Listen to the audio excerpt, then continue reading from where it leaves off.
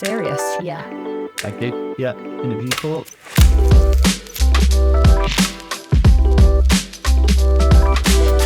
I think the most important thing about the multi-product era is that we're giving customers more choice.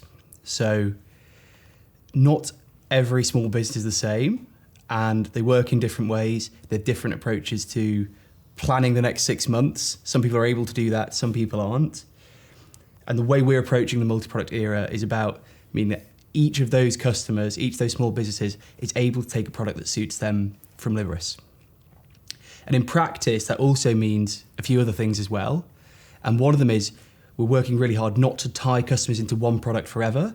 And it's our full expectation that as things change for them and as they grow, they're always able to move on to the next product that works for them. Yeah, I think the other thing that I would also add to that is the flexibility that then also gives small businesses, as Charlie said, who can't necessarily be certain of what's coming. And I think that's especially important now when not only have you got a lot more uncertainty in the market. If you think about, what's happening in the US, if you're a small business that utilizes sort of e-commerce platforms, you need to buy your inventory, you need to sell it either locally, regionally, or globally, but you've got a lot of uncertainty about your costs. We can be a lot more flexible in what we can offer those kinds of businesses. And I think the other thing is that we're seeing, whilst it's a challenging environment, still a proliferation of new businesses starting, some of which are a lot more digitally engaged than what we've seen in the last kind of 10 or 20 years. And actually the speed of those new businesses being established in the last kind of year or two, if you think about how easy it is to start a business, to register an entity, and to get started literally that afternoon selling online. There are so many tools for you to do so. We have to provide funding experiences that enable those two things to keep happening. I think that, as Charlie mentioned, not one size fits all, but also when you're in funding and when your business is in credit risk, you also need to balance a lot of that uncertainty around the trajectory of the business so that you're making strong commercial decisions. So, when we think about what kind of funding experience we can offer to a business that, it isn't yet very established, but might have a really strong sort of growth trajectory ahead of them, either because of the sector that they're in, or because of the background of that small business owner that might have started previous businesses or have a lot more experience. I think that it's really important that you can take a holistic look at the future sort of possibilities for that business when it's just starting. And balance that decision with, protecting your sort of commercial interest. When you're funding small businesses, you give money away, but you also need to make sure that you get it back. And that's a totally different approach, right, to a established business that feels like they're at a point where they can, potentially double their business size because they really want to expand. And the offers that are available to them in the market are pretty significant because the certainty that lots of providers will have on that business is really strong. But I think what we're looking to do is to enable that sort of funding lifetime, or the sort of lifetime of that small business. We're being a lot more holistic and data-driven rather than just taking a sort of snapshot at what that business is doing at any point in time and thinking holistically about where they might go and also what challenges they might face. So not every business is going to grow in that sort of holistic dream state, 2x growth every year. So we need to be prepared for that. The multi-product platform that we are building has different products in that suit different contexts, right? So if you're a business who has a pretty predictable investment that you need at a certain time in year, and all you're doing looking to maximize the amount of money you can get for that specific investment, like the cash advance, the merchant cash advance product we've got, it really suits you well. If you're looking to buy an EPOS terminal for your processor, or your SaaS provider is selling you commodity goods that they buy in bulk to help you lower your costs, Pay with Liberis is going to appear at checkout and they can opt into that then. And that's more of a smaller one-off transaction. If you're unable to plan and it's too uncertain, but you're going to need money at some point in the next 6 months, then we've got our Flex Advance product, and we can finance that customer, and they can come and tell us when they want that money, but have the reassurance to know that it's there when they need it. So the platform that we are building has these different products that suits these different contexts for merchants, and the platform is all about supporting them and making it easy for that to be available to them when they need it. I'm most excited about Pay with Liberis. So this is the new product we're launching to help merchants take finance at checkout. It's designed so that as a merchant fills up their cart, typically for larger orders that they're buying off their platform provider, that option is going to appear at checkout, and they can spread the cost of that investment over time with the percentage of their future sales. What that's going to do for consumers is put Liberis funding, or our partners' funding ecosystem, at the heart of the decisions that they're making to invest in their business, and link that to growth. Whereas in the past, we've always been asking customers to sort of make that connection. We'll email them once, and then later a point in time, they sort of go to take that funding. We're tying the two much more closely together with that product, and that's, I think, more exciting than anything. I'm so excited for Pay with Liberis. I think it's going to be an absolute game changer. I also think that it's really important that we start to sort of diversify the funding experience, especially for small businesses that are really time poor. Charlie touched on it with, when you've got a time poor small business that's receiving an email, a text, or some sort of like outbound marketing message, it's not necessarily tied to a specific purchase that they're needing to make, and they need to make that jump from, I could use this potential funding for this thing that I've been needing to do. That load is just totally removed. And not only is it, totally removing any sort of application process, but it's also providing an in for that small business to be part of an ecosystem where they've just taken one funding product at checkout. They don't even feel like they've taken a product, right? Like, what does that even mean? But instead it's just, I've purchased that thing I need, some hardware that's going to enable me to move from taking cash in my nail shop to actually taking card payments, which is something that all of my customers are asking for.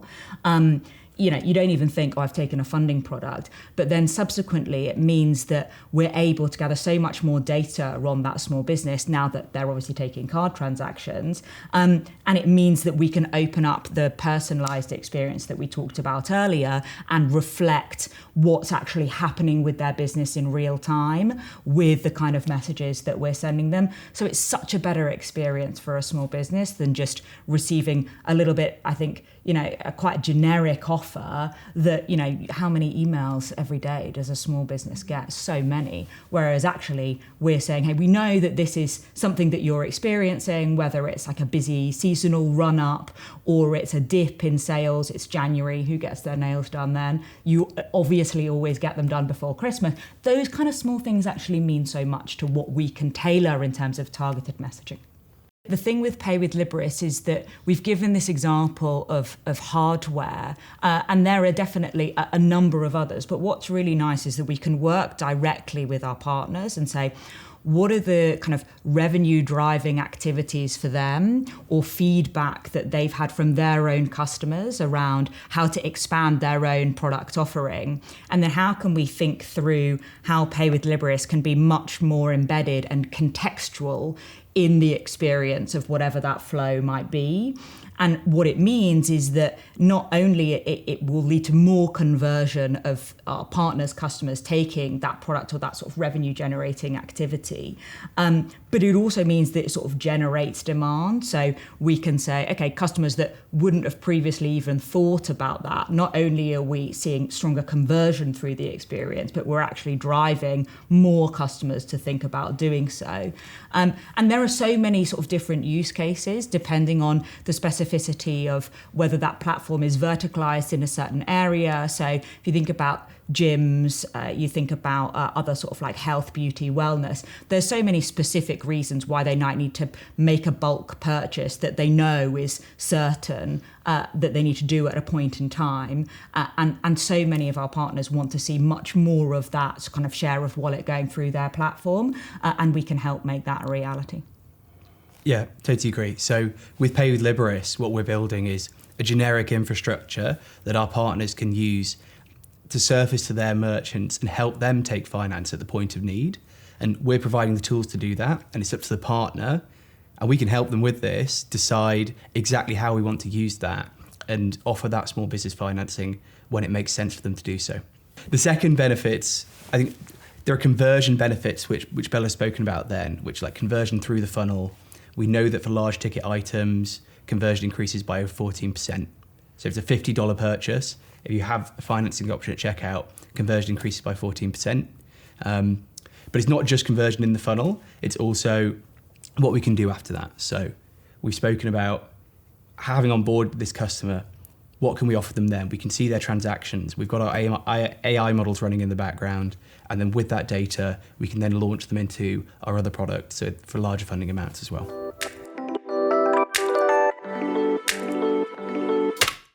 I know what I think Charlie will say because he built an extraordinary product experience, so I'll let him do that and then I'll go afterwards. Cool. Well, mine was launching the Flex Advance last year with eBay. So we spent a lot of time talking to merchants over the year preceding that, and one of the consistent bits of feedback that we were getting on why merchants wouldn't want to take our normal merchant cash advance was around like being able to plan the timing of the offer that we were giving them. So merchants don't always know what the next 6 months is going to look like, and they're not always certain that taking a cash advance that's going to pay out a lump sum of money there and then is the right option for them. With the Flex Advance, what we said was, we'll approve you for an amount of money, and then you come and let us know when you want to take those funds, and only then will you be charged and start paying back as you earn.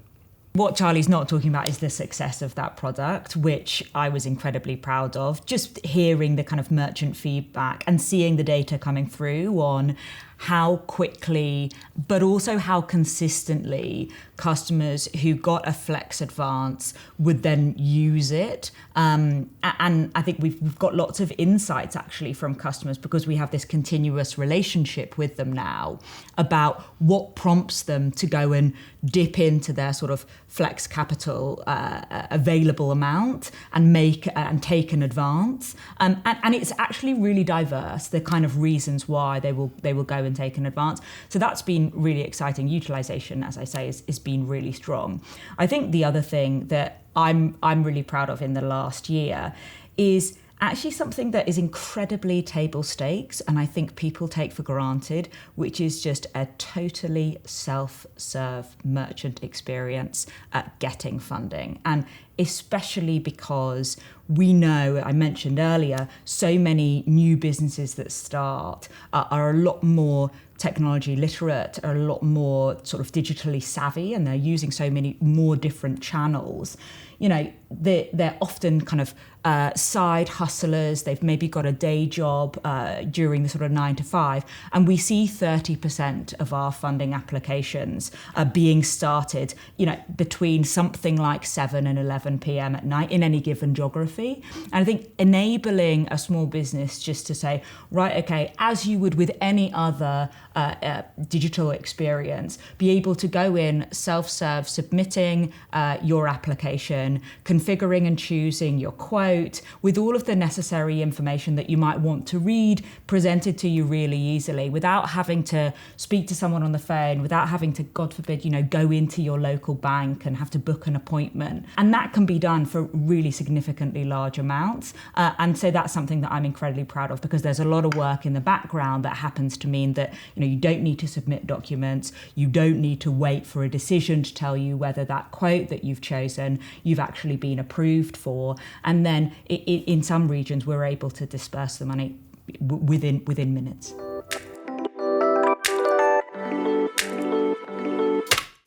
I think that my goal for the multi-product platform is that as we've seen in other areas of fintech, it becomes more and more embedded in the SaaS platforms or the other tools that a small business is already using to run their business. So at the moment, we enable this as much as possible, and we've got like a great set of APIs that enable a partner to do pretty much every single part of the application journey and letting a merchant know how far paid they are on their balance. I think there's levels even deeper than that we can get to, where we become even more embedded in those tools, show up at the right time in a SaaS platform, and have many more touch points on that customer. And then together, I think what we build with our partners is an even more seamless experience for that merchant who can go through the funding process. And Liberis at that point really just becomes like a generic infrastructure. It's really powerful behind the scenes, but our partners just get to choose whichever modular part they want to use and build the experience that they want to build. Yeah, and I think that what that enables for any small business that's using any given platform, so say it's a SaaS platform for you to take orders, or maybe if we go back to the example that I used around a sort of small salon, actually what our partners are trying to do, which I think is exactly the right strategy, is be the sort of global mission control for anybody who is starting a salon. They shouldn't need to leave that platform. And to Charlie's point about embeddability, what that means is that essentially that platform can be everything that you need to run your small business, including a lot of your banking infrastructure. And what that then enables is, the kind of experiences or the kind of products that you'd get from a bank, actually you're starting to get from the SaaS platform that you're using. You don't necessarily need to know exactly under the hood who's providing those different services. And it all feels incredibly seamless. Everything from, taking your bookings, seeing what your cash flow is looking like. And then what I'd love us to be able to do is to enable our partners to surface up to those small business customers of theirs a lot more insights around the future trajectory of their business. To Charlie's point around our infrastructure, that's something that we've invested an awful lot in, obviously because of our own sort of decisioning and credit risk models that mean that we need to understand what the future trajectory of a certain business is like. But actually, we shouldn't be holding or gatekeeping that information. Actually, what we can do is we can surface that up to small businesses with the kind of insights that enable them to take more informed decisions.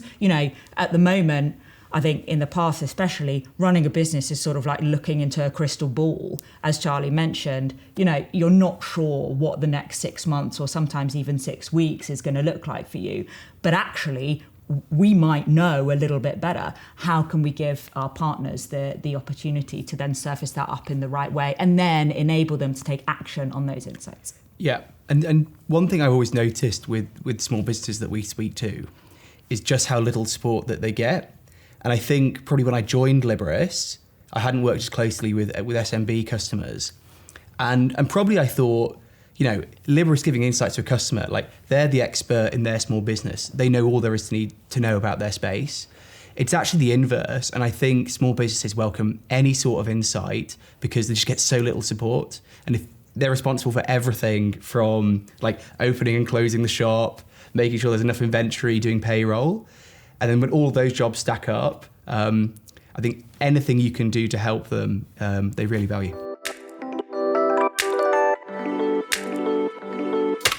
It's an incredibly competitive space, especially for some of the big players that we work with, that we're really proud and happy to work with. We have a very collaborative relationship with our partners, which I'm really proud of, which enables us to that kind of product co-creation, bringing sort of products to market and then finding product market fit and iterating on them.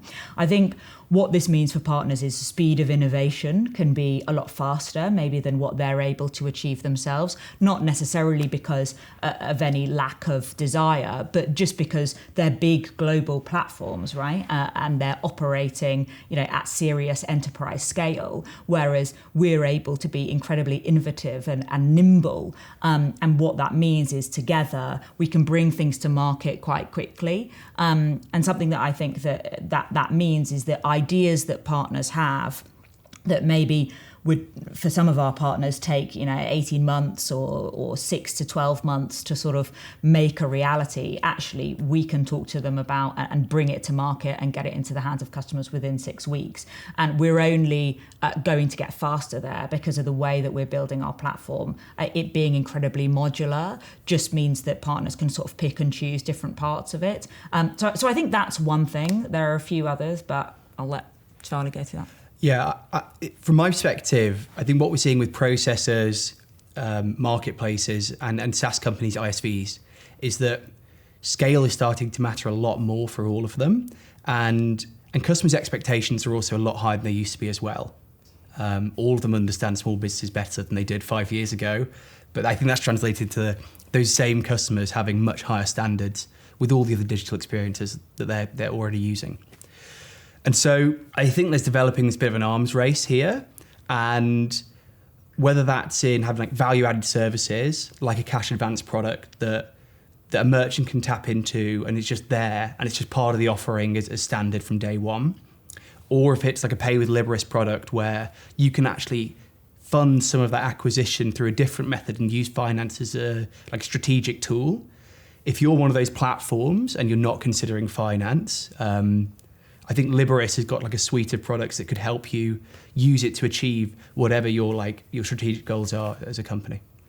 If we look at the lifetime of an SMB with their partners, I think there's a few different stages we can consider. And the first is acquisition. So bringing new customers into your ecosystem as one of our partners, having pay with Liberis at checkout, helping them buy an EPOS tool, for example, or helping them fund some of the startup costs of their business, just creates a more attractive proposition to bring that customer into your ecosystem. Once they're there and they're working with Liberis, we're potentially seeing those split payments and seeing their payments towards their balance go through as part of their daily settlements. We can then run all of our models and we're continually taking a look at this customer on like a daily basis, maybe even in a shorter cycle than that. And as soon as they're eligible for the next product and they want to make their next investment into the next growth area of their business, we're able to do that proactively and reach out to that customer. If you're a payments processor in the past, you are typically like reacting to that customer's growth, and your growth and revenue is a side effect of their growth because you're taking a cut of the payments that they earn. Now here, you're directly contributing to their growth and you're helping them achieve their goals, as well as then making that margin as they earn. So yeah. And I think that what we've seen is that customers who have taken funding grow at a 25% higher rate than customers who don't. So I think that's just indicative of Charlie's point. I think the other thing is just, there's so much competing information, but also opportunities for small business owners' eyeballs, right? Everybody actually wants to serve them. It's a really interesting dynamic where they're not necessarily getting as much support as they should do, yet everybody wants to serve SMBs. And so I think that, your retention of your customers is so important when there's very few sort of switching costs, and actually it's really easy to change either from one payment processor to another or from one ISV that you're using to run your business to another one that might have enhanced features or enterprise grade scale that you've reached. I think that what our partners then can do with a funding product is just sort of continue to keep that loyalty for longer than otherwise they would probably be able to. And I think also small businesses, they appreciate a pace of change and innovation. They're in very fast-paced, often cycles themselves. And so being able to refresh the kind of messaging, refresh the kind of offers that you're giving to them, whether it's funding or something else, rather than continuing sort of tired, repetitive messages, I think is really important for a partner in such a competitive environment. Yeah, and I've spoken to a number of small businesses who are sort of telling me that directly as well, that by taking a funding product with their partner, they know that they've built up this relationship, and that's a key part of them wanting to stay and maintain those relationships, because they know that if they stay in that environment, in that platform, they're able to take their next batch of funding, which is becoming like a staple of them running their business. And if they leave, they won't be able to access that anymore, and they're starting from scratch somewhere else, and they're back to going to the bank on the high street.